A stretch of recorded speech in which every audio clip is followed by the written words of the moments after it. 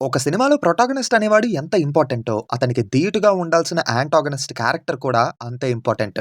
ఎప్పుడైతే ఈ 2 క్యారెక్టర్స్ స్ట్రాంగ్‌గా ఉంటాయో, మూవీ చూడ్డానికి కూడా కిక్కిచ్చేలా ఉంటది. అంతేగాని హీరోని ఊరికనే ఎలివేట్ చేసేసి, విలన్ని ఉస్కాకి చేశారనుకోండి, ఏంట్రా ఇదే అని పక్కా అనిపిస్తదన్నమాట.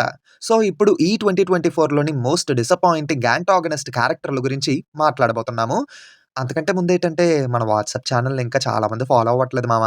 డైలీ ఫిల్మీ అప్డేట్స్‌తో పాటు కొత్త వీడియో పెట్టగానే లింక్ కూడా అక్కడ అప్డేట్ చేస్తాము. మీరు కూడా ప్రతి వీడియోని మిస్ అవ్వకుండా చూసేయొచ్చు. డిస్క్రిప్షన్‌లో లింక్ ఉంది. ఇప్పుడే వెళ్లి ఫాలో అయిపోండి. ఓకే. ఇప్పటికి బాగా ఆలస్యం అయిపోయింది. వాయిసోలేట్ మామ. ఇంక మొదలు పెడదామా? Audio Jungle. హాయ్, హలో, నమస్తే and welcome to news 3 people. Number 6 mister Bachchan. అసలు ఈ సినిమాకి విలనే చాలా ఇంపార్టెంట్. ఎందుకంటే రైడ్ జరిగేది విలన్ ఇంట్లోనే కదా! సో, అతని క్యారెక్టర్ ఎంత తెలివిగా, క్రూయల్‌గా ఉంటే అంత కిక్కొస్తదన్నమాట. కానీ మూవీలో జగపతి బాబు గారు ప్లే చేసిన రోలు తాయారమ్మో అని చెప్తూ సన్నాయి వాయించడమే తప్ప దేనికి పనికిరాని క్యారెక్టరైజేషన్. పేస్తరంత తెలివుండదు. కనీసం క్రుయాలిటీ కూడా ఉండదు.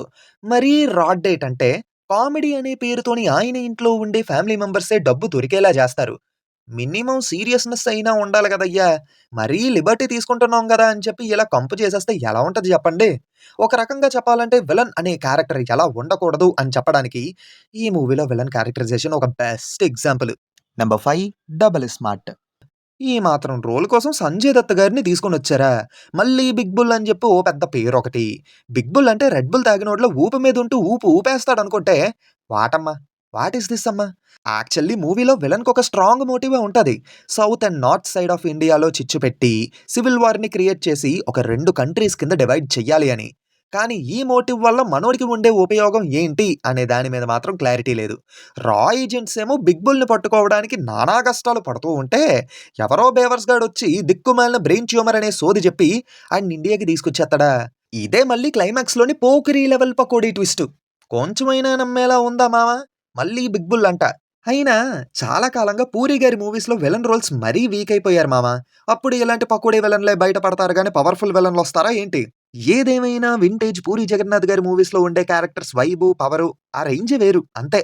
నంబర్ 4 వేట్టయాన్. ఈ మూవీలోని యాంటాగనిస్ట్‌గా 'రానా' గారు నటిస్తున్నారు అని అనగానే చాలా ఎక్సైట్ అయ్యా. 'రానా' గారు అది కూడా 'రజనీకాంత్' గారి మూవీలోని అంటే చాలా పవర్‌ఫుల్ రోల్ అయ్యుంటది. ఇద్దరి మధ్య స్ట్రాంగ్ ఫేస్ ఆఫ్ ఉంటది.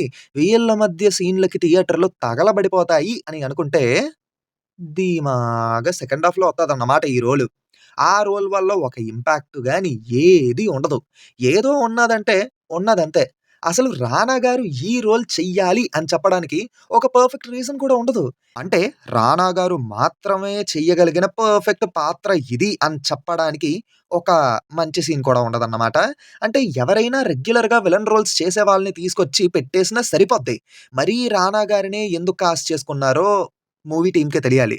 అయినా ఈ రోల్ మొదటగా 'నాని' గారికి ఆఫర్ చేశారని చెప్పి ఒక న్యూస్ కూడా వచ్చింది. మరి ఆయన ఎందుకో ఏదో రీజన్ వల్ల అయితే ఒప్పుకోలేదట. నిజంగా ఒప్పుకోకుండా చాలా మంచి పని జేశారు. నెక్స్ట్ మూవీ ఏంటో చెప్పే ముందు 'విరాట్ కోహ్లీ గారు ఇంగ్లాండ్ ఎళ్ళిపోతానంటే ఎందుకయ్యా అంత నెగటివిటీ?' దీనికి సంబంధించి మన ఫ్యాక్ట్స్ ఛానెల్‌లో ఒక ఫుల్ వీడియో చేశాము. డీటెయిల్డ్‌గా ఎక్స్‌ప్లెయిన్ చేయడం జరిగింది. లింక్ అయితే కామెంట్స్‌లో పిన్ చేసి పెడతాను. తప్పకుండా చూసేయండి. కాంటెంట్ కనుక నచ్చితే ఫ్యాక్ట్స్ ఛానెల్‌ని కూడా కాస్త సబ్స్క్రైబ్ చేసుకొని సపోర్ట్ చేయండి. నంబర్ 3 కంగువా. బాబీ డియోల్ గారు 'యానిమల్' మూవీలో ఇరగదీశారు కదా అని చెప్పి ఊపు మీద ఈ మూవీలో కూడా విలన్ కింద కాస్ట్ చేసుకున్నారు. కానీ అరవడానికి తప్ప దేనికి పనికిరాదు ఈ క్యారెక్టర్. అయినా ఈ తెలుగు డబ్బింగ్ ఉంటదమ్మా ఈయనకి ఈ సినిమాలోని. బాబోయ్! బుర్రపాడు. మేకర్స్ మూవీ కోసం 'బాహుబలి' రేంజ్‌లో ఎలివేషన్‌లు ఇస్తూ ఉంటే హీరో విలన్ మధ్య ఫేస్ ఆఫ్ కూడా 'బాహుబలి' రేంజ్‌లో ఉంటదనుకున్నా. కనీసం 'ఛత్రపతి' రేంజ్‌లో కూడా ఉండదు. ఈ మనిషికి మళ్ళీ నలుగురు కొడుకులు. వాళ్ళు ఎంత పెద్ద పపెట్స్ అంటే వెళ్లి అరవడానికి తప్ప ఆళ్ళు కూడా దేనికి పనికిరారు. ఓ ఊపేత్తానని జెప్పి ఎళ్తారు. పట్టుమని సచ్చిపోతారు. కొడుకుల బాటలోనే తండ్రి కూడా అంతే. సేమ్ మూవీ క్లైమాక్స్‌లో ఏదో పీకేద్దామని జెప్పెళ్తారు. పట్టుమని సచ్చిపోతాడు. మరి 'కపాలకోన' మోస్ట్ డేంజరస్ అని జెప్పి ఎందుకంత బిల్డప్ ఇచ్చారో ఆళ్ళకే తెలియాలి.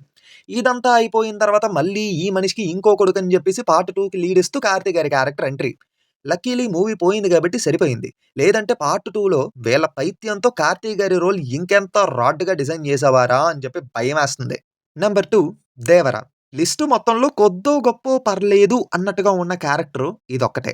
ఈ మూవీలో 'భైరా' క్యారెక్టర్ విషయంలో నేను 50% వరకు మాత్రమే సాటిస్ఫై అయ్యాను. ఎందుకంటే ఫస్ట్ హాఫ్ అయినంత వరకు ఈ క్యారెక్టర్ డిజైన్ అనేది బాగానే ఉంటది. ఒక యాంటీ హీరో క్యారెక్టర్‌లా ఉంటదన్నమాట. ఈవెన్ కుస్తీ సీక్వెన్స్‌లో కూడా మనం గమనించొచ్చు. బట్ తన తెగవాళ్ళు హ్యాపీగా ఉండడానికి మాత్రం ఏ పని చెయ్యడానికైనా అది తప్పా, ఒప్పా అని కూడా చూడరు. లిటరల్లీ చెప్పాలంటే తప్పు చెయ్యడానికి బాగా అలవాటు పడిపోయారన్నమాట. ఇలానే ఉంటది క్యారెక్టర్ ఫస్ట్ హాఫ్ వరకున. బాగానే రాసుకున్నారు కదరా! అని అనుకున్నా.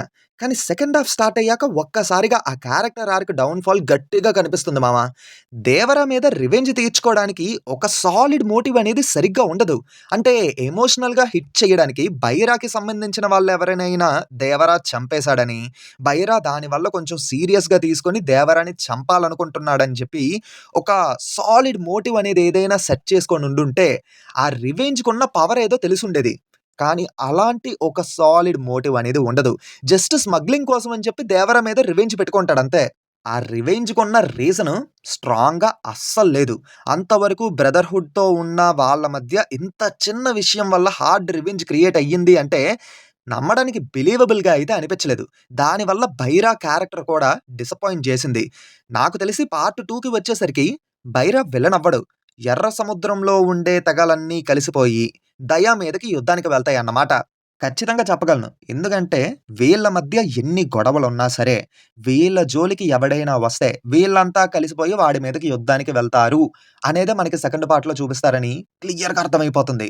సో, అలా చూసుకుంటే 'Bhaira' is not a complete villain of 'Devara' franchise అని అనుకుంటున్నా. చూద్దాం మరి ఏం జరుగుద్దో అనేది. Finally number 1 'Pushpa 2 the rule'. అసలు పార్ట్ 2 మీద ఎక్కువగా హైప్ క్రియేట్ అవ్వడానికి కారణం ఏంటి? 'పుష్ప' అండ్ 'షెకావత్‌కి' మధ్య ఉండే ఆ ఫేస్ ఆఫ్ వల్ల. అలాంటప్పుడు వాళ్ళ మధ్య సీన్స్ ఎంత పవర్‌ఫుల్‌గా ఉంటాయని ఎక్స్‌పెక్ట్ చేస్తాం చెప్పండి.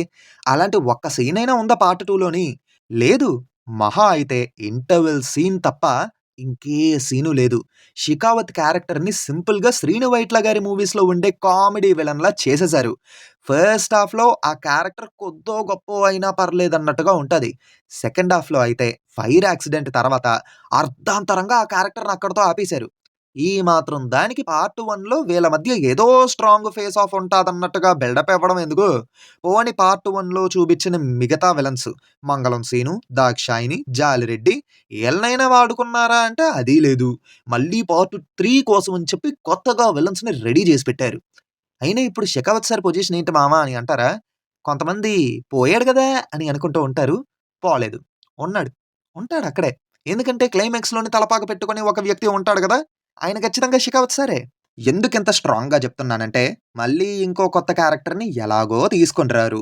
ఉన్న విలన్స్ అందరిని క్లైమాక్స్‌లో చూపిచ్చారు. కేవలం 'షెకావత్ సార్‌ని' తప్ప. పైగా అందరూ వచ్చారు గానీ మెయిన్ తలకాయ ఎక్కడ అని మన 'జగపతి బాబు' గారు అడుగుతారన్నమాట. అప్పుడే స్కల్ ఉన్నటువంటి బొకే అనేది వస్తుంది. అందరూ ఆ తలపాక పెట్టుకుంది విజయ్ దేవరకొండ అని అనుకుంటున్నారు గానీ అంత సీన్ లేదక్కడ. 'షెకావత్ సారే.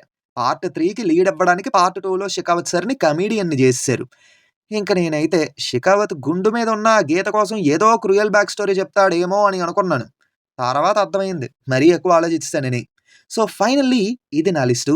మీకున్నటువంటి లిస్టేటో ఖచ్చితంగా కింద కామెంట్స్‌లో చెప్పండి. ఇంతవరకు వీడియో చూసారంటే ఎంతో కొంత నచ్చే ఉంటది. సో, తప్పకుండా వీడియోని లైక్ చేసి మీ ఫ్రెండ్స్ అండ్ ఫ్యామిలీ మెంబర్స్‌కి షేర్ చేసి మా ఛానెల్‌ని సబ్స్క్రైబ్ చేసుకుంటారనుకుంటున్నాం. మళ్ళీ కొత్త వీడియోతో మీ ముందుకు వచ్చేస్తాను. Until then take care and bye by.